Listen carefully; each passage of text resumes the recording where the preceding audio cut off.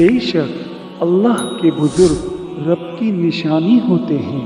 उनकी ज़िंदगी रूहानी रहनुमाई और इल्म का चिराग होती है। आज हम एक ऐसे ही बुजुर्ग की शख्सियत को जानेंगे जिन्हें लोग गौसुल आज़म, महबूब सुबहानी और मुहियुद्दीन के लक़ब से जानते हैं।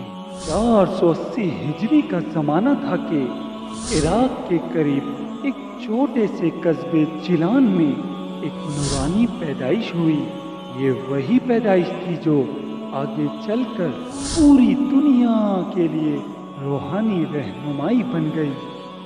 हर मुश्किल के साथ आसानी है, ये कुरान का पैगाम है और इस पैगाम को अपनी ज़िंदगी से साबित करने वाले बुजुर्गों में जिनका जिक्र सरे फहरिस्त आता है उन्हें हज़रत शेख अब्दुल कादिर जिलानी रहमतुल्लाह अलैह कहते हैं।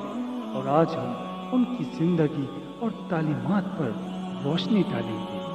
आप पंजतनी सिलसिले से इमाम हसन मुश्तबा रज़ी अल्लाह ताला अन्हा के 11वीं नस्ल में से थे और वालिदा की तरफ से आप इमाम हुसैन रज़ी अल्लाह ताला अन्हा की 12वीं नस्ल में से थे।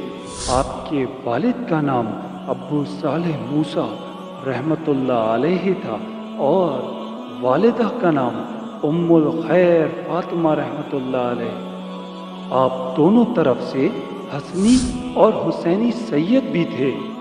शेख अब्दुल कादिर जिलानी रहमतुल्लाह अलैह इब्तदाई तालीम के बाद 480 हिजरी में बगदाद चले गए, जहां आपने बहुत बड़े बड़े उलमा और मशाइख से तालीम हासिल की जो उस दौर के बहुत नामवर और बड़े उलमा थे।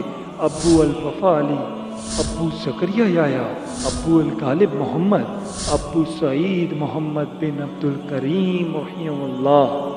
आपने रूहानी सिलसिले में शेख अब्बू सईद मुबारक मखज़ूमी रहमतुल्लाह अलैह से बैत ली और उन्हीं से खिलाफत भी हासिल की।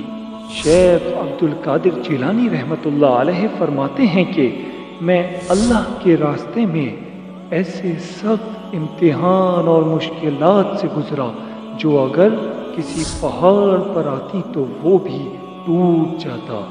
आप फरमाते हैं कि जब मुश्किलात हद से बढ़ गईं तो मैं ज़मीन पर लेट गया और सूरे अलम नशरह की आयत 5 और 6 पढ़ने लगा। फ़इन्ना मअल उसरि युसरा, इन्ना मअल उसरि युसरा।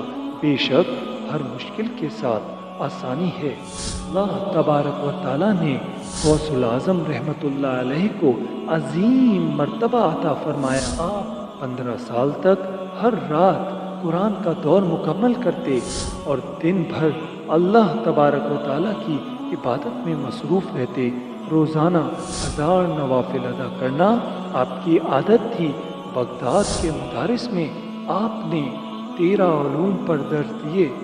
तफसीर, हदीस, फ़िक़्ह, कलाम, उसूल और अरबिक ग्रामर दिन के अलग अलग औक़ात में तलबा को दर्ज दिया करते। आपके हाथों से 500 से ज़्यादा गैर मुस्लिम इस्लाम कबूल कर गए। लाखों चोर, लुटेरे और गुनाहगार लोग आपके दस्ते मुबारक पर तौबा करके नेक बन गए। शेख अब्दुल कादिर जिलानी रहमतुल्लाह अलैह के फैमिली ट्री पर नज़र डालते हैं तो आपके नाना सैयदना अब्दुल्ला एक अजीम बुजुर्ग थे।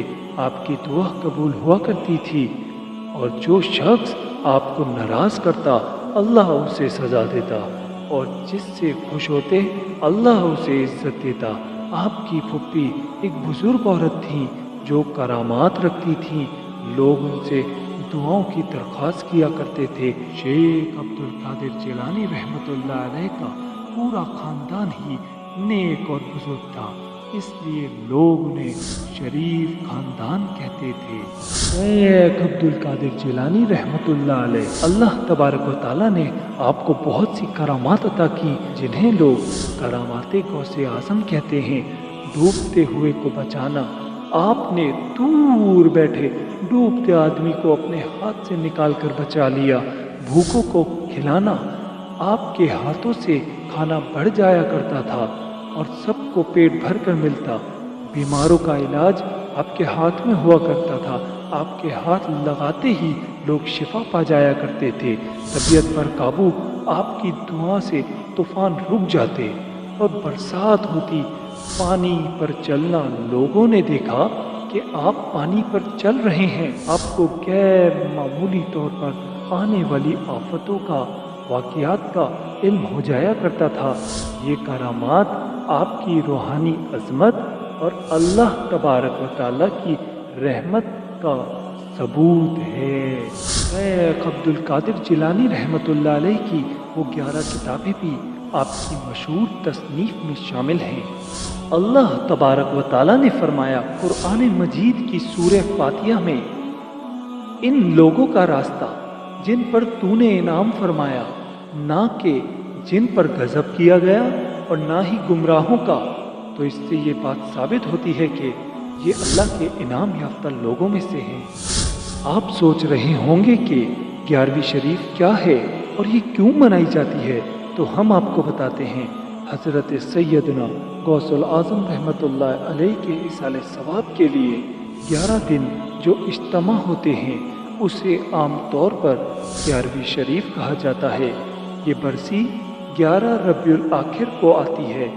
इन इज्तिमात में कुरान की तिलावत, नात, तकरीरें, बुजुर्गों का जिक्र, खाने का इंतज़ाम और फातिहा पढ़कर उनकी याद को ताज़ा किया जाता है।